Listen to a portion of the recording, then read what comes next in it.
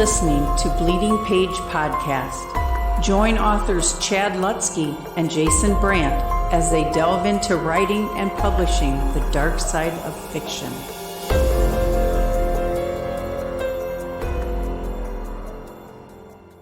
Welcome back to Bleeding Page Podcast. I'm Jason Brandt, joined by Chad Lutzke.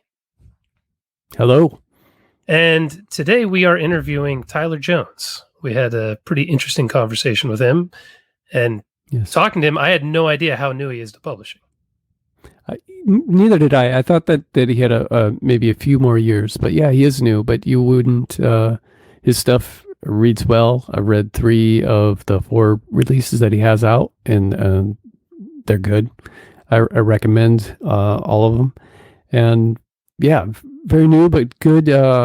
He's no dummy. He gives some of his own cool advice and insights, including some advice from Chuck Palahniuk, who he knows through working with him through workshops and whatnot. He's written a popular thing or two, I think, right? Chuck? Yeah. Maybe heard of one of his books, maybe. You're being facetious, right? Yes, of course. God, yes. Before we jump into the interview, do you have anything you want to share? Yeah, briefly. Several of us have authors who were with a publisher who recently went under, needed to find some new homes, and I had don't know what's happening with the book that I did have over there, but I had an upcoming release. There was a collection, a short story collection, and I found a home for that. As a matter of fact, not only did I already sign a contract, they're giving me an August release date, which I thought was pretty generous considering they have a lineup, and that's not too far away, really. So I was really pleased about that.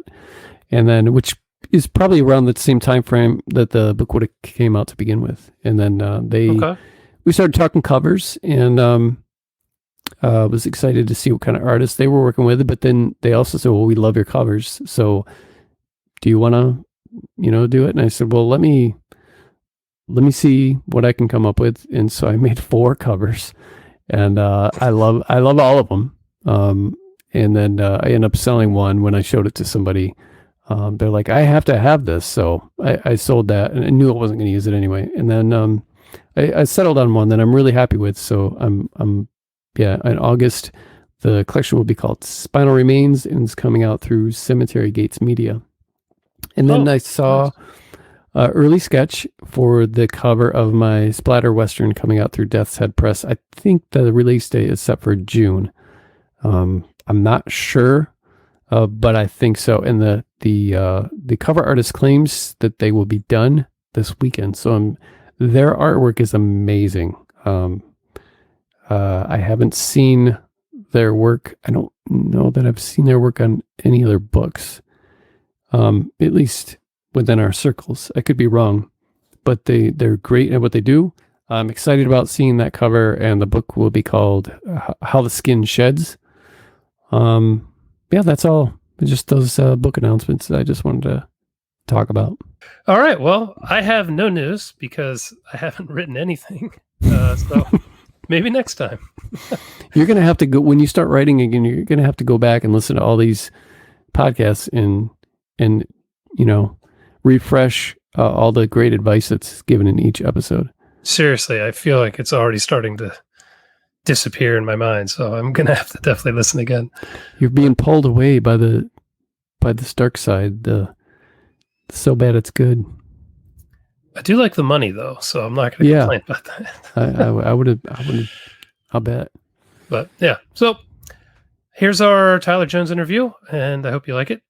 I think it was pretty solid. It's always interesting when you see someone who's just kind of coming onto the scene and everything they're experiencing. And Tyler's a great guy too. Yeah, seems really nice. I'm glad he didn't wear the same outfit you are, because that added some nice comedy when he first joined. With that, here's Tyler Jones. Get a lot written today? Yes. Tyler Jones. Dude, thanks for hanging out with us tonight on Bleeding Page.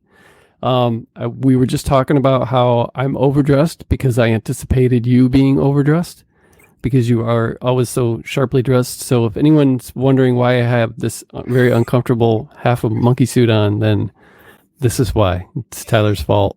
It's a tribute. It is a tribute. It's like Yes. that Tenacious D song. This isn't Yes. the greatest song. This ever is not the written. greatest suit. Suit isn't as good as your suit. It's just a tribute. Yeah. Well, I appreciate it, man. Yeah. I was expecting to dress up, but long day, rushed home, threw on the cleanest sweatshirt I had. So, No worries, man. and we no got worries. a Child's Play shirt. Yeah. So I'm feeling like the most underdressed out of the bunch. I have to say, I never thought I would see you in a suit, Chad. It never even occurred to me that you would own one for some reason. No, really. Yeah. No, we've got some nice clothes. I've got a lot of my closet is full of 70s like polyester stuff. I'm a big fan of retro 70s ugly shirts too. See, that doesn't surprise me. Suit surprises me. The 70s shirts with the big collars. Oh, of course. Yeah. And I will often wear a t-shirt over that so that the collar is just poking out. Yeah. Why not? As a Why matter of not? fact, my latest author photo, I think, is like that. I'm wearing some god awful, hideous polyester thing, and with a huge collar sticking out from my t-shirt. Is this on Amazon? I need to see that. I think so. Yeah, or my website, or whatever. Google. I'm going to try to pull that up right now. It doesn't look like it. Or at least I can't see it. I'll have to Google that later. Okay. Yeah. So anyway, right away, let's get it. I got some questions for you. I wanted to ask you about. Now you've only been writing or at least publishing for what, like 3 years now? As far as books. Yeah. First book was Criterion, and that came out in August of 2020. Okay. All right. Oh, wow. Okay. Not even 2 years. Yeah. No, I decided to publish that one because I had a novel doing the rounds with agents. I started sending out query letters. And when I've done it before, when I sent out query letters, I sent out like 200 of them, like every agent that I could find. And I started doing that in February of 2020, which was not a good time to be sending out letters to agents, especially in New York City, So everything was just in chaos at that point, and I got antsy to publish. Mm-hmm. And so I put together Criterion, and that came out in August of 2020, and then 2 months later I put out The Dark Side of the Room. Nice. So, excuse me. That's interesting because I know that now the Criterion that's available now, is it the same one that you published in August of 2020? Or did you go in there and be like, oh, I'm a better writer now, I got to fix some things up?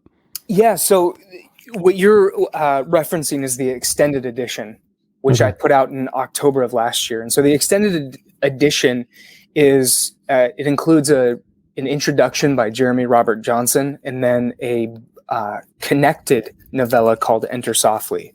So the original Criterion novella is intact. I didn't touch that one at all. Okay. So, I find that interesting because I know that some people, they get, and I kind of did the same. I have never queried an agent ever. I plan to at some point. Yeah. One of the reasons why I haven't is because I know they're looking for at least something that's at least 70,000 words. Yeah. And that's a real chore for me. I just, for whatever reason, my, the way I write, the ideas I have, they just don't constitute for a long novel, or, so it's, I'm usually around the 25 to 35 range. Sure. But the first thing I put out was, first book I put out was Foster Homes and Flies, but the first thing that I, hit publish on Amazon was a short story collection, which included like 4 or 3 stories that I had written in the 90s. That, of course, that I had cleaned up and made different or whatever. But as the years went by, I looked back on it, and it was like, it's a collection that's still available, but it's not one that I advertise ever, just because I feel like there's filler in it. I mean, it's got good ratings, but for me things have changed so differently. So I did go back later, like 2-3 years later, and I did like a revised and expanded. Mhm. So I went through every story and I made it like Lutsky 2.0, and with better, a little bit better prose. I didn't really change the stories or anything, and then I kept those in there and I added like 3 or 4 more.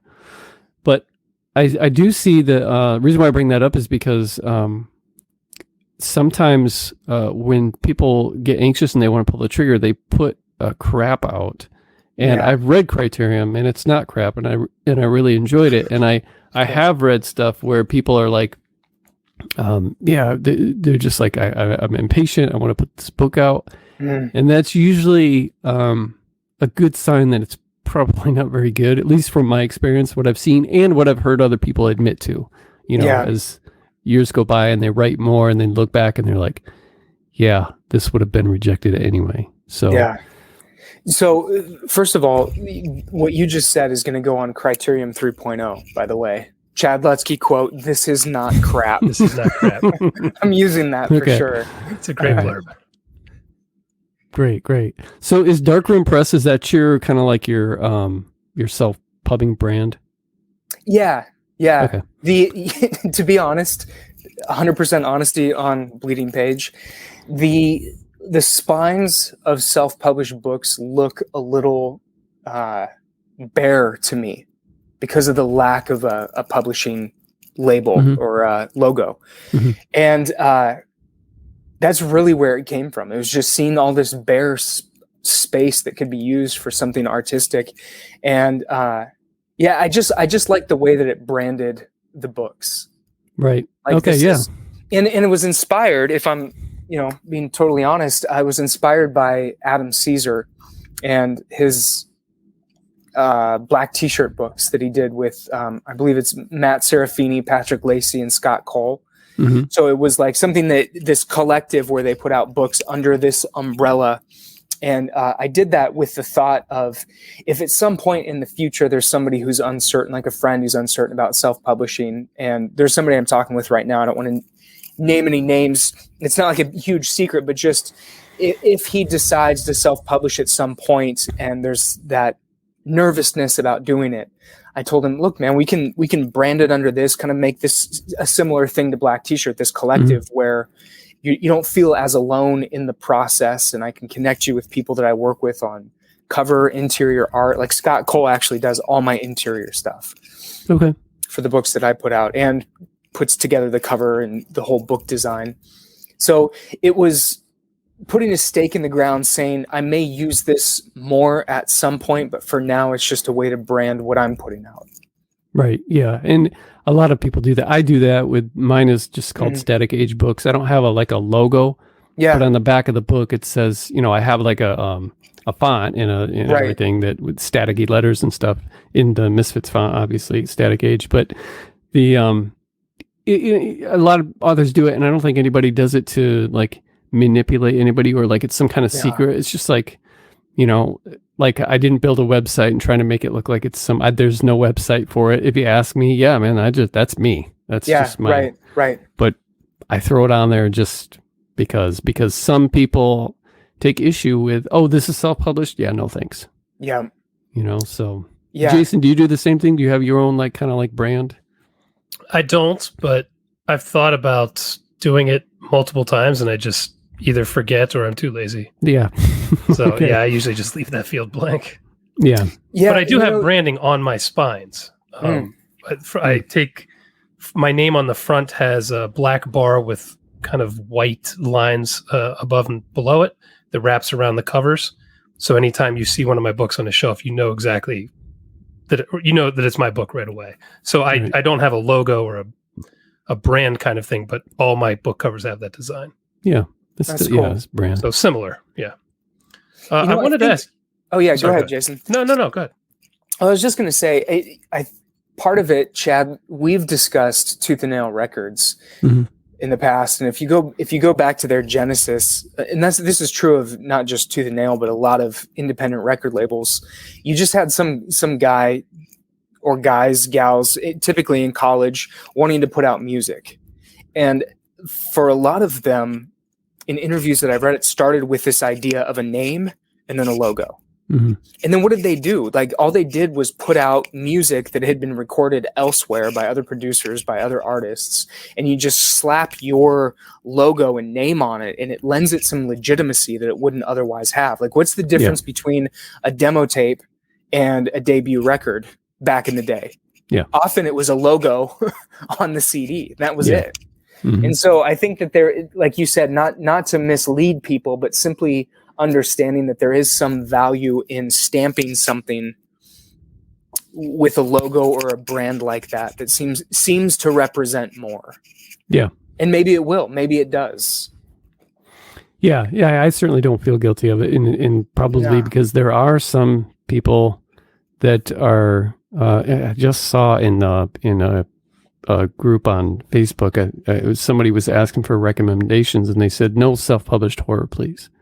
And people are like, what's your problem with self-published horror? And so, yeah, I mean, I partly can't blame, not all of it. There's some great stuff out there, and a lot of it is better than what we have with the big five, but there's also a ton of garbage out there too, for any genre of self-publishing. It's like I don't know, it's good and bad.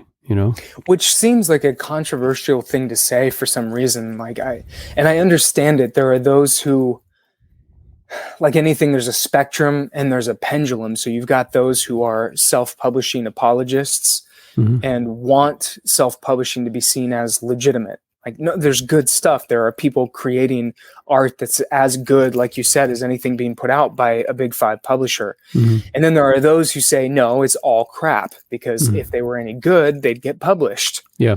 And I think the truth is somewhere in the middle, but it seems to be a fight, or at least somewhat controversial as far as I've seen, that people are saying, no, it's all as good as big five stuff. And it's like, no, maybe you haven't been burned by a book that you thought would be good and you read it and it was riddled with typos. I mean, The Dark Side of the Room, like the first edition of that, I'm embarrassed by the number of typos in that. So you asked about Criterion. Did I go back and fix anything? That one was clean. The Dark Side of the Room, I mean, Criterion came out in August, and I released The Dark Side of the Room in October. So not a lot of time elapsed between the two, and I just felt like I wanted to get it out in time for Halloween. So there was a bit of a rush, and I didn't go over it as well as I should. I didn't have a proofreader go over it like I did on Criterion. So that one I fixed up, and now I look back and I'm like, oh my gosh, that thing actually made its way out into the world with all those typos. Like, which is a huge part of the reason why I reissued both of those, is to get a chance to put a cleaner version of that out in the world that didn't have those errors. So I get it. I totally get like how somebody might read it and think like, this isn't as professional as what I'm used to reading. And maybe that puts the pressure on us as self-published writers to be as professional as we can in the work that we put out, so that it stands alongside. I think it's when people rush, when and bad beta reading and editing. Like, if you get your friends who always agree and think everything you write is really good to read your stuff, and then they're just like clapping, applauding, yes, this is great, put it out, without a critical voice saying, could this be better? If you put out something without someone telling you that it needs to be better, then it probably shouldn't be released. I agree. I totally agree. Right. Jason, did you want to say something? Well, just piggybacking off that, I had a question from earlier, but I think writing is like anything else in life. Crap in, crap out. If you're just shoveling shit onto Amazon, it's not going to do well, and you're going to get poor reviews, and people are going to trash it because it's self-published or not or whatever. I don't think it matters. That whole argument about self-publishing versus it was big six when I started writing. Now what is it? Big four. I don't even pay attention to the publishing world, so. That argument is so freaking old. If you put good work out, people will like it. People will find it. They might not find it, but they will like it if they do find it. It's just like anything else in life. Take some pride in your work, do a good job, and success will come. But I wanted to ask, you said you released your first book in August 2020? Yeah. And then when was the second one? October. Did you already have the second one written, or did you produce it in that short amount of time? That's quick. Yeah. So Criterion was finished a couple months before it came out. The final version that ended up being published, but I didn't actually start writing The Dark Side of the Room until Criterion came out. So I started that in September, and I wrote it during the month of September, and then put together the cover art, and had some beta readers. Like it was quick. It came down to the wire. And I gave it away for free on Halloween. Like that, it was meant to be a fun thing. Like no prior announcements. Just, hey, here's a Halloween gift. I thought it'd be a fun Halloween story. How many words is it? I think it's almost close to 30. Okay. Yeah, it's edging on 30. That's a quick turnaround for a second book, no less. Yeah.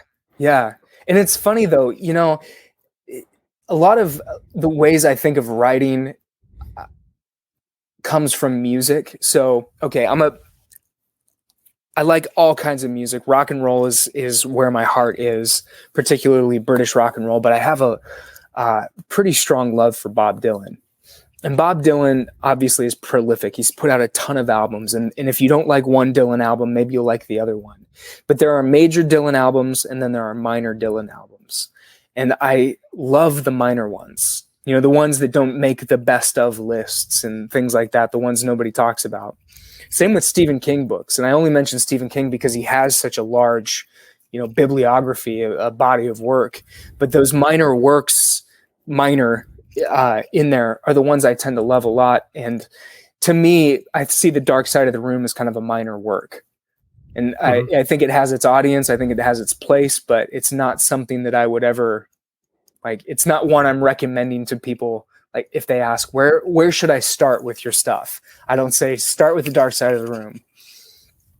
It's funny because that's how I view self-publishing in general. There's so much interesting stuff there that people don't know about because it's not in bookstores and, it's not in Walmart or Barnes & Noble. But authors can take chances on a lot of stuff that, an editor wouldn't touch at all, because they know there's a ceiling for the sales. So that's good self-published stuff. Some of the weirdest, wildest shit I've read has come just buying a $3 book on Amazon, because there's no chance in hell anybody would have published that. They're works of passion. You can see that. You can see absolutely. That this is something that the writer had to create and had to put out for whatever reason, knowing that if they liked it, there's got to be an audience, and it may not be a big audience, but they're there. Yeah. There's no formula behind it. Yeah. They're not trying to hit a word count. They're not trying to, have X amount of characters and maybe even necessarily work in a 3-act structure or whatever. Some people just put this out in a month, like you did. Yeah. My best-selling novel I wrote in less than 30 days. Wow. Yeah, I can't do that often, but if I could, I'd have a lot of money. But yeah, so I just find that interesting, just like you said, that And with self-publishing, like you're saying, with your best-selling book written in 30 days. Okay, let me ask you this: how long did it take between the time that you finished writing it and having people read it, edit it, until you released it? Oh God, it's been a couple of years now, but it was super fast. I wrote it and second drafted it I think I did the second draft in 3 days, maybe. Okay. And then straight to my editor. I had a proofreader or two. The cover was being made at the same time, and it was out. I mean, I did it really quickly. The whole thing, I think, was less than 2 months. Nice. If I had to guess. Okay, so this kind of goes to my point then, that what self-publishing does, like when we're sitting here talking about it, what we're doing is somewhat pulling back a curtain on the process, which has been shrouded in mystery and mysticism for so long, because prior to self-publishing, it was all a mysterious process. You never saw the writers. There was no social media. All you knew is that this guy was holed up in an office or a cave or a mountaintop somewhere, creating something that would someday come out. And you never knew how long that process was from word number 1 on page 1 to finished product in the bookstore. And so what we're seeing now is if you've finished a work and it's good and you're happy with it, you can put it out like that. And that gives some a target, like, oh, well, you did it fast. Well, how Right. you don't know how long it took Josh Mallerman to write Mallory. Mm-hmm. Yeah, You know? exactly. So, but like once you know how long the process took, then it can be criticized. When in reality, I think a lot of books published by the Big Five probably were written in the same time frame. It just took them longer to come out. Yeah. It doesn't mean that the process was different necessarily. Yeah. Yeah. Absolutely. And that's why, a lot of people that badmouth self-publishing, they've either had a bad experience with a book, or they don't know anything about it. Like, I've seen so many people having conversations, and I'm like, do you guys, badmouthing self-publishing, or that it would never do that and stuff, or and I don't think that they realize that if you're willing to like, self-publishers are making a lot more money than most traditionally published authors. Maybe not in horror, but in other genres. I think particularly in horror. I mean, how many horror novelists do you know that are making a killing through the big publishers? I mean, not a lot. Okay, they might be making, with the exception of, like, maybe, the Tremblays and the Stephen Graham Jones and the Mallermans, obviously, but I think that if you're average person, whereas if you on Amazon, you've got a lot of sci-fi and the space opera and the fantasy. Obviously, romance is huge. Yeah. Even erotica, that's where I make most of my money. Hey, I'm not against it, man. I'll do that. Even erotica, which seems like, I mean, how many times can you read the same? I mean, wouldn't that get kind of boring? But yet there's so much of it out there, and there's so many people that write that. And it's like, people like what they like. It's like zombie novels. Yeah, that's true. The zombies subgenre. That's all some of those people read. Yeah. New zombie novel every week. It's crazy. I'm curious about once Walking Dead dies, if it ever does, like fully. I mean, I know they have a spin-off, but if zombie fiction is going to go up because people are going to try to fill that void now that they have from The Walking Dead, you'll have to tell us, Jason, what happens to your series. I don't know. I've never fully broke into the zombie subgenre because my book is half. Yeah, it's like a hybrid of, yeah. Yeah, so a lot of those guys that are hardcore are like, nah, stick their, put their nose up. That's serious. Right. Yeah. I wanted to ask you, are you hybrid? I feel like Chad told me you were. Are you a hybrid publisher? Like, have you sold anything? Yeah, well, as of, yeah. Yeah, funny story. As of last month, yes. So, well, depends on how there was not an announcement that you can't talk about. See, I thought you had, is it Almost Ruth, or was it Burn the Plans? One of those is through a small press, right? Yeah, so Burn the Plans is through Cemetery Gates. Right. Okay. Yes. So Chad and I are Cemetery Gates family now. Yeah. Congrats on that, by the way. That's Thank very you. cool. Thanks. You didn't spill the beans on any announcement you had. I just thought you'd been with some small presses or something. Yeah. You're right. So yes, Burn the Plans, my short story collection came out through Cemetery Gates. And then a couple things happened simultaneously where, so the novel that I had been sending to agents in early 2020 found its way to Elizabeth Copps, who represents Andy Davidson and Philip Fracassi, among others, and she now represents me. So she read the novel I sent, loved it, and we're now working together. And Paul Miller at Earthling bought the rights to this novel. It's called Midas, to release in 2023, Halloween 2023, as a special deluxe limited edition, which is really cool, really exciting. Yeah. But with that, it doesn't prevent us from sending out that book to New York publishers as well, which is the plan. We're going to start doing that probably this summer. So I'm going to go through it again, work on editing it some more. Got some feedback from Paul and Elizabeth and some other readers. And so then we'll begin sending that out this year, while simultaneously prepping it for release with Earthling next year. That's great, man. I'm happy to. Yeah, limited things.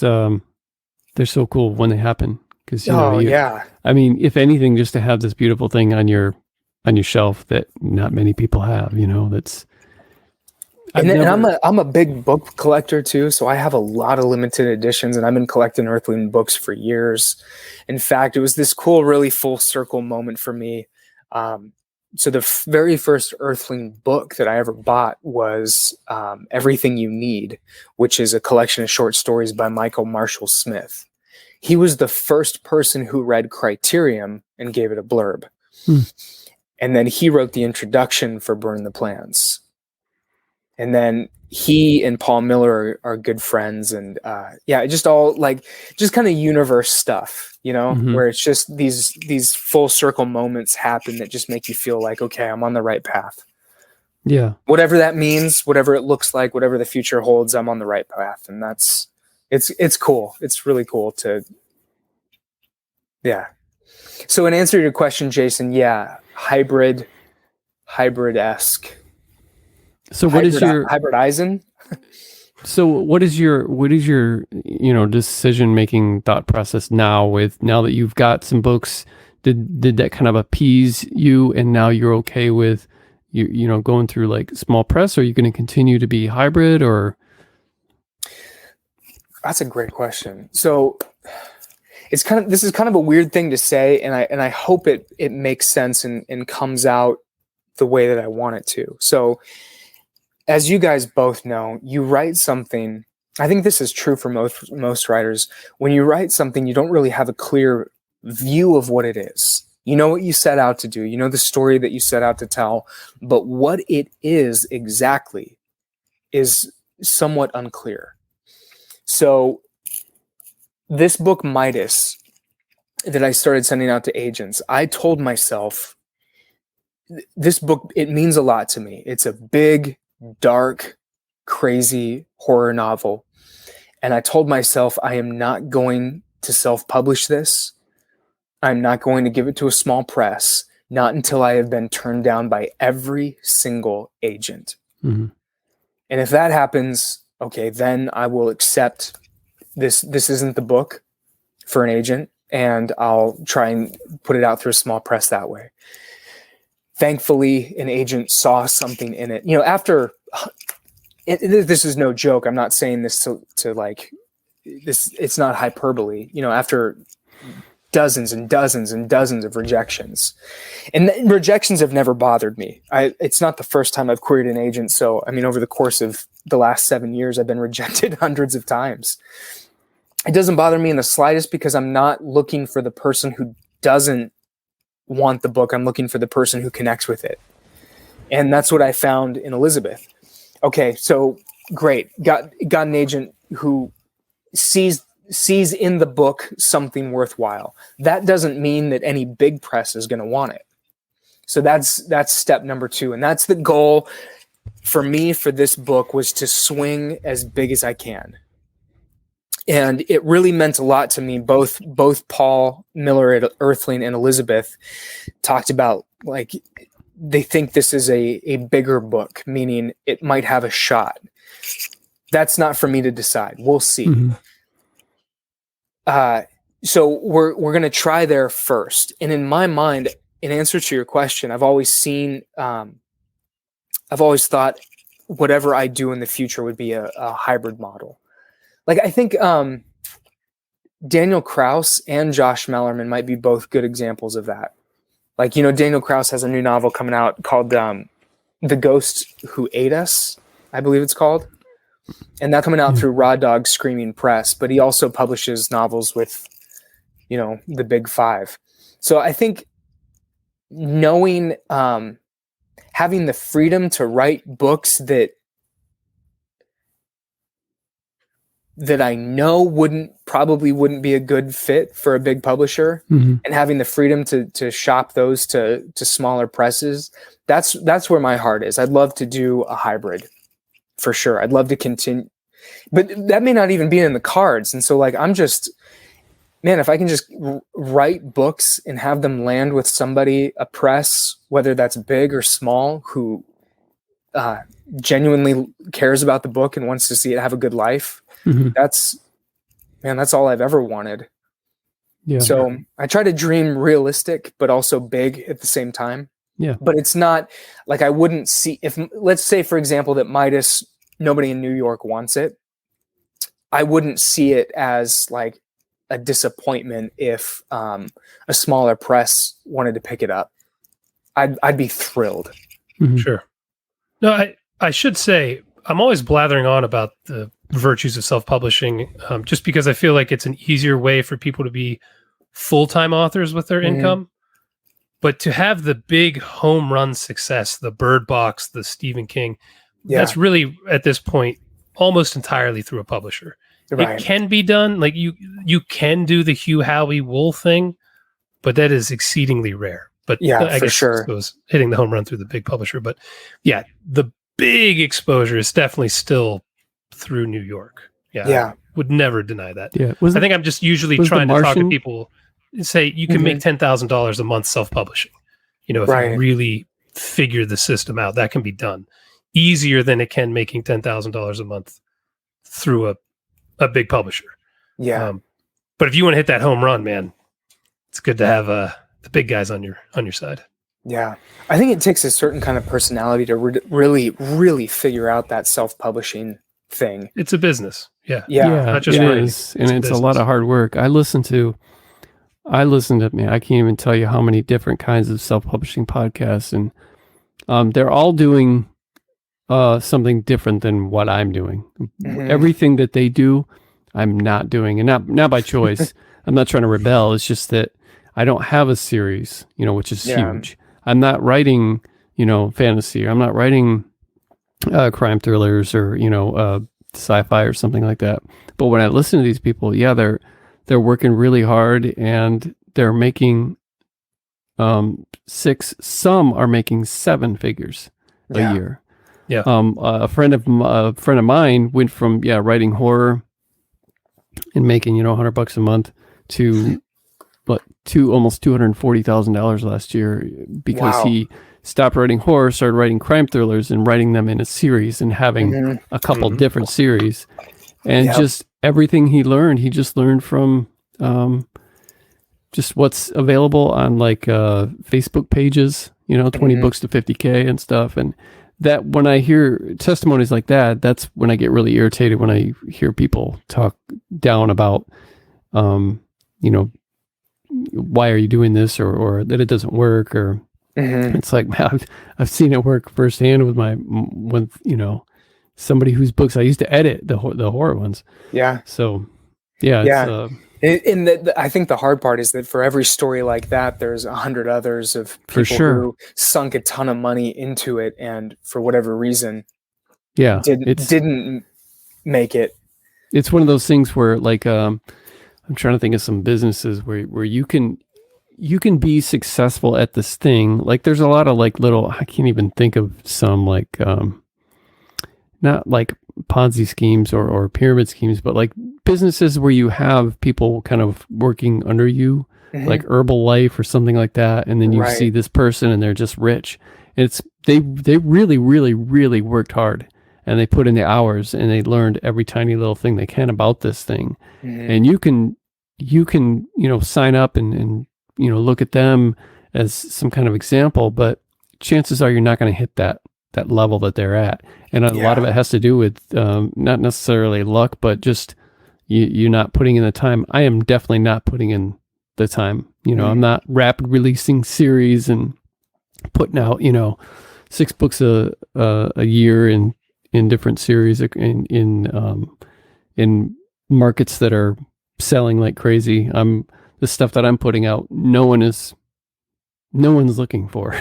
There's no demand, which is it sucks, because I like to read stuff that's super original, and I like to write stuff that no one's thought of yet, or at least attempt, and people aren't looking for that.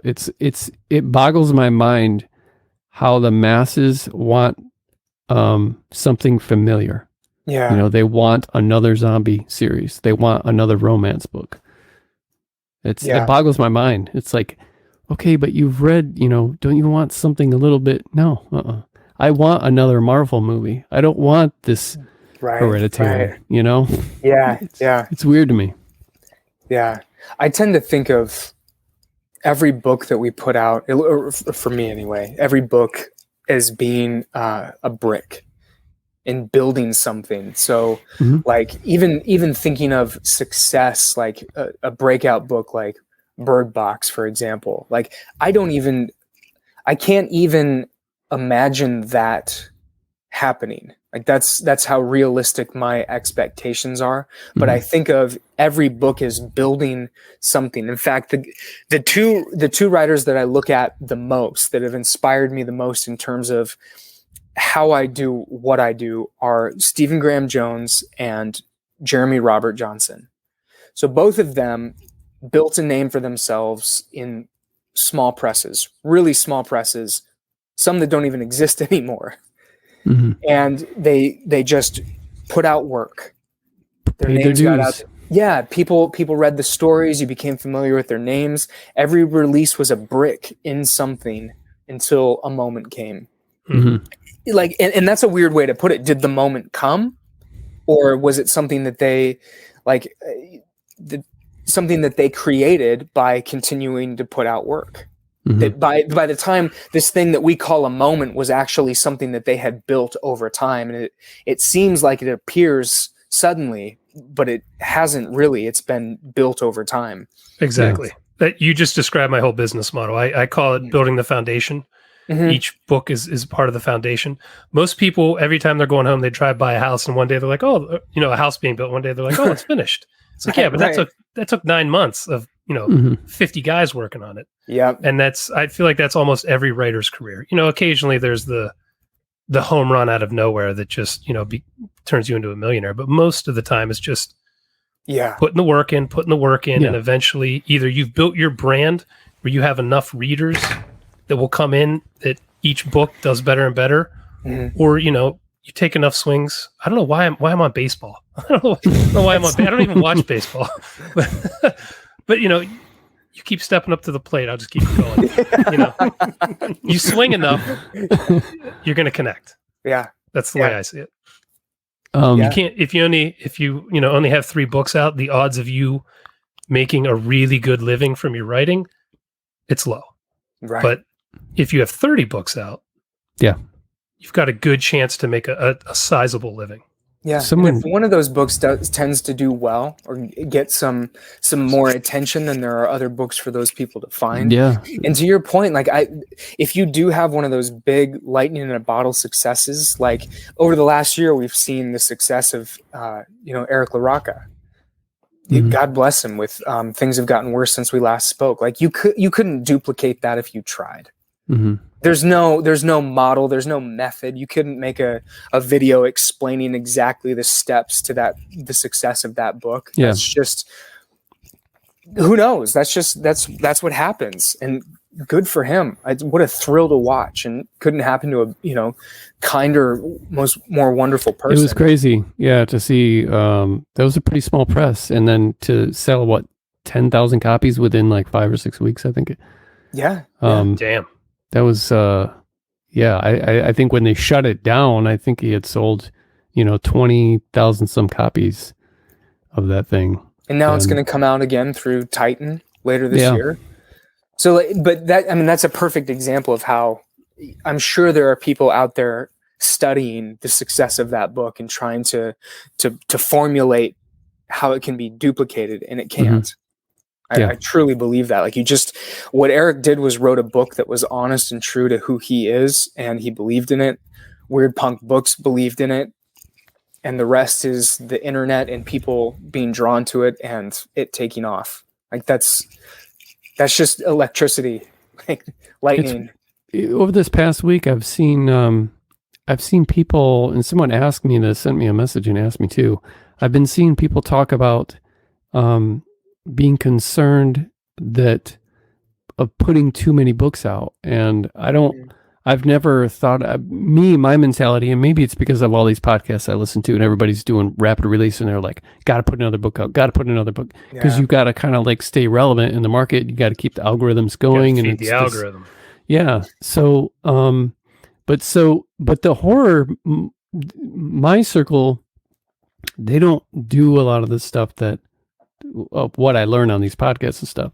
Like things that Jason does are different than a lot of what our circle is doing, which is weird to me because Jason makes more money than a lot of people that we hang with that are more popular in that.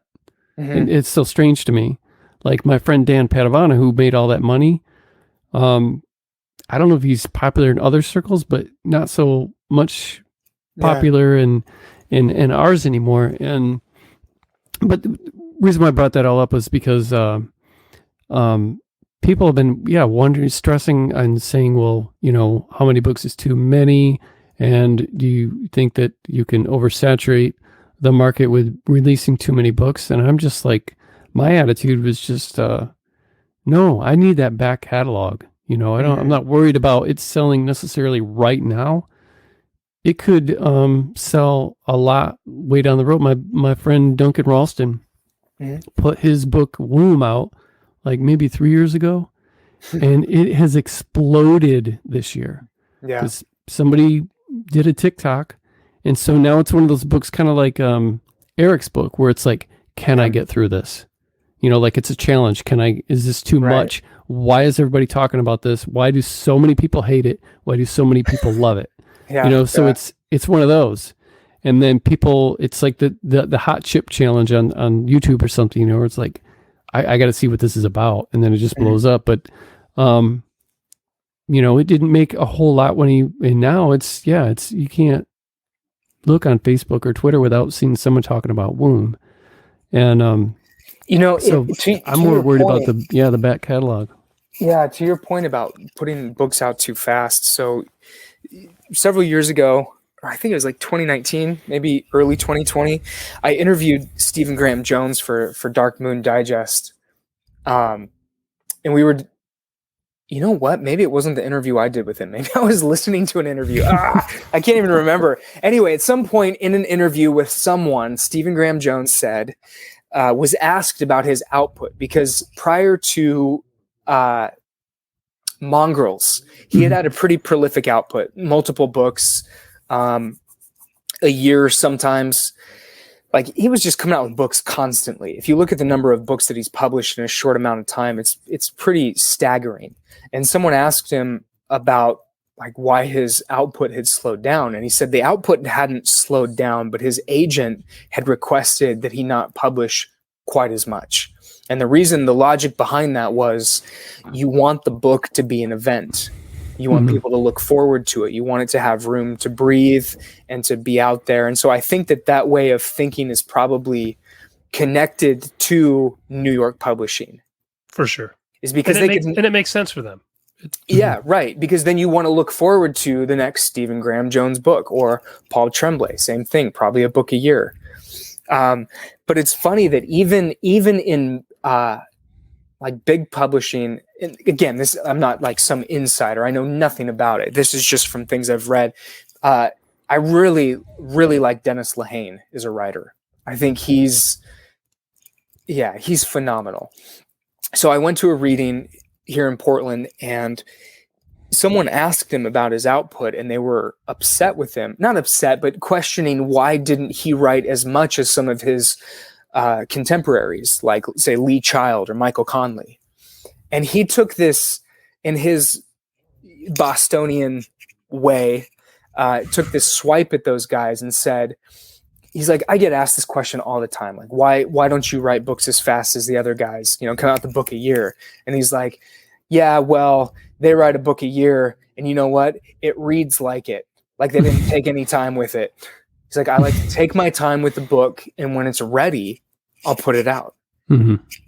And yeah, I think both methods, like, it's art, man. Yeah.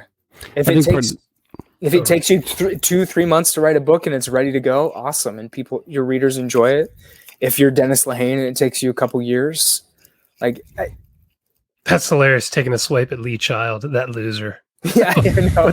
What's he know about writing books? I know. But even then, like, you imagine Dennis Lehane reading a Lee Child book and being like, yeah, you wrote this quick. One of the reasons why too is why I don't even consider slowing down. If anything, I want more. I would love to be able to put at least 5 books out every. I don't want to put one out every month, but to have 5 books out, I would love that. From self-published stuff and through presses. But I think one of the reasons too why I push for that is I'm 52, man, and I've only been doing this for 8 years, and so I feel way behind. And I'm not a kid, and I feel like I've got a lot to do, and I just want to get it out there, and then with the hopes that and I've noticed too that a lot of people who pick up one of my books, sometimes they'll just, because I don't know if it's because they're short, they'll just rip through all of them, and they'll just buy them all. And I want to find more, readers like that. And then, I mean, I like writing and I like having written something, but ultimately I want to get paid too. And, for me, it's not just an art. It's one of the ways that I make money. So I got to do, and I'm trying to think of retirement, and I would love to be able to have, 40 books out by the time I retire, and there's just this trickle effect. And then maybe one of them is Bird Box, and everybody reads that, and then they grab the other 59 which is books. an excellent point, Chad, because in all that we're talking about, Eric's book blowing up, a Bird Box blowing up, whatever it is, the only books that blow up are those that are out there. Yeah, it can't blow up if it's not out. Very true. And I think people want the big book early, and it's like, okay, but if you have that, where else is the reader going to go if your first book or your second book blows up? If your 20th book blows up, you're going to have a trickle down that lasts for an extremely long time. Yeah. So, one of the writers that really inspired me for a number of years, and I still love his work, is a guy named Paul Auster. And he's not a horror writer. He's unique. He's, I guess, best known for a series of really short novels he wrote called the New York Trilogy. They're like very existential. He has a very European sensibility, even though he's from New York. And have you guys ever heard of him? Is that name familiar? No. Okay, so he's a perfect example of that. So in New York literature, he's considered like fairly big name, but he's always flown just a little bit under the radar. And he's bigger in Europe. Like France loves him. He's bigger in Europe than he is here, but he's always published with big publishers, and yet a lot of people have never heard of him. And I adore all of his books, and he's fairly prolific as well. And I remember like 13, 14 years ago looking at his career and thinking, I dig that. I like that. He's never had a book explode, but he's just consistently been putting out stuff. And he sells really well in Italy, in France, Germany. I think probably more because of his European sensibilities. Scandinavian countries tend to love him. And I thought that's a really cool career as well. Like he's been able to write and put out books, and he's got a readership here and in Europe and elsewhere. Like, so there's even if you don't have that big blow up book, there's still all these versions of a career that can be built. Like you talking about the house. Let's move on from baseball analogies to house analogies. I like those. I like it. Where you can build something, anything, or hit a home run, or catch a touchdown, or what? Sports ball, anything. Just right. You got to keep trying. Before we get out of here, you wanted to ask a question about Chuck Palahniuk, didn't you? Yeah, very brief one. I haven't read much Palahniuk. Yeah, but I'm kind of obsessed with listening to him talk. I haven't even read an entire book of his. No kidding. Read stories, but I've listened to and or watched just about every interview you can find on YouTube. Love hearing the way nobody tells a story, like a real life story, like he does. Yeah. So and the stuff that I'm serious, man. Some of the stuff that I heard him telling other people's stories things that happen to them or whatever. I've seen him on Rogan. I've seen him on, he told some whoppers on there that just were very disturbing and blew my mind. And I like his voice and him speaking more than I like his writing, but I do like his writing too. That being said, and if those who don't know that you were in a workshop with Chuck, and he published one of your stories in the anthology Burnt Tongues that he edited. I don't think that we talked about this before, but I'm wondering if there is something, one of the most valuable things that you learned just from that experience. Learned from Chuck. Gosh, there's a lot. Yeah, I'll bet. There's a lot. So I'm trying to think. Oddly enough, Chad, no joke, I was thinking about one of the very first things he ever told me, which was when I first joined the workshop, and it was after I read the first piece of work that I brought in. So this would have been 4-5 years ago now. Wait, the sun came out of nowhere. Like in Portland, are the cops outside your house with the spotlight? It was raining not long ago. Like, this is Portland. It was snowing yesterday, and now the sun is shining in my eyes. I'm just going to deal with it. Just deal with me squinting. So I'd known Chuck peripherally for a few years. We both live in the same city, and like you said, he'd published a story of mine, so I'd had some connection with him, but never really spent much time with him in person, especially in a workshop setting, which is very different. So I brought in this piece of work. It was from a novel in progress, and I read it and got all this feedback from people. And then we took a break at the workshop, and we were in this little space called the Attic, and it's like it's on the east side of Portland, and there's this, it's almost like an apartment, but it's like got a kitchen and a library.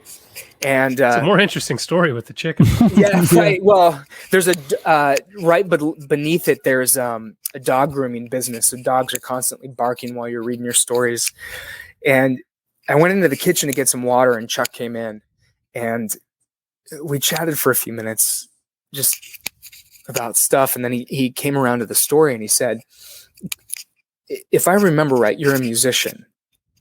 I said, yeah. And he said, like, what is it that you like to play? And I was like, man, I'm all about rock and roll, like Beatles, Stones, Oasis, Zeppelin. I love rock and roll. And he goes, I would love to see some more rock and roll in your writing. And what he meant was not music, of course, but more energy, more rhythm. Because of the piece that I brought in was very proper and very the way as raw as he'd like to see it. Yeah. And that really stuck with me. Mm-hmm. And that seems maybe insignificant, but it meant a lot to me in terms of, okay, the way that I'm writing is the way that I've been told to write since the time I was a kid. Here's how you here's how you structure a sentence. Here's how you tell a story. Here are books that you have to read because they're classics, and you find them, a chore to get through. And the stuff that you're drawn through is a little bit more dangerous, a little bit more energetic. Like, it breaks rules that you've been taught. And so that is something that I've been trying to do ever since, is to put a little bit more rock and roll into the writing. And again, like, it sounds silly, but in terms of, there are certain times I'll write a sentence and think, that's a sentence I think I'm supposed to write. Mm-hmm. Like, delete. How do you say it? Let's get some energy. Let's keep this sentence moving. Let's gather some momentum from this sentence to the next and create a paragraph that actually has some explosiveness to it, that moves the story along, that has an engine. And that's really genuinely stuck with me. And he was always pushing us all to move beyond the place where we're like, hey, I have a good idea. Mm-hmm. And he would ask sometimes, was this your first idea or your second idea? Like, second. Like, bring this back when it's your 11th idea. Meaning, like, you're on something, but you settled too early on, this is good. but it's not yet what will be something memorable. You know, and you guys all know that feeling when someone messages you or sends you an email and says, I've been thinking about something of yours I read, and I read it a month ago. You know, and it's still there. Like that's the place you're constantly wanting to get to, where somebody doesn't finish the story and go, yeah, it was good. Yeah. I don't get those messages about my writing as much as my OnlyFans, but I know what you mean. As long as you're getting the messages. Yeah. All right.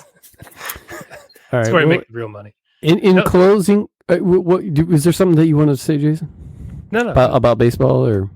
No, I think I'm baseballed out. Okay. All right. So next week. All right. 7th inning, I guess. Okay. So, I don't like to, unless you really want to, Jason, I don't like doing the, where can people find you? We've got a link that we can put in there. I don't know. It's been driving me crazy lately, because does anybody really grab a pen and paper and write, and don't have Google, and they've got to know all the, you know what I'm saying? Right. So you're saying it feels like a waste of time. Yeah. Look at the show notes if you want to know how to find Tyler, and go to Twitter if you can look for him on there. And if we don't have the link, or if he doesn't have the link on his website or whatever, but yeah, it just feels like it almost feels like a waste of time. Understood. unless like it's tradition, and it's like, do we really need this? I mean, I got the link in the show notes right there, and if you want to find Tyler, you're gonna find him. Right. It pops up right away. Tyler Jones, author. Because other athletes or something come up if you don't type in author. So make sure you type in author. Please tell me it's a baseball player. I can't remember, but that would be funny. That would be funny. I can't remember, but yeah, the link will be in the show notes for sure. So, and please, I have read Criterion, I've read Dark Side of the Room, and I've read and blurbed Burn the Plans. Yeah. And I recommend all three of them. I have not read Almost Ruth, but I recommend that too, because I'm sure it kicks butt. So well, thank you, Chad. I appreciate it. Thanks for hanging out with us. And my pleasure. I have another question, but I'll probably just send you a message and ask it. Yeah, sure. Because it's more of a personal thing. It's something that it has to do with books. Mm-hmm. Your Enter Softly thing, it was an idea that I had, and I wanted to see how that was going and why you decided to do that. So I'll just send you a message or something. Yeah, please do. Please do. Thanks so much for coming on, man. It's been great. Yeah, it was wonderful to meet you, Jason. Thank you, guys. I'm dressing down next time. Okay. I was going to say, I have no idea what to say at the end, so we'll just stop it here.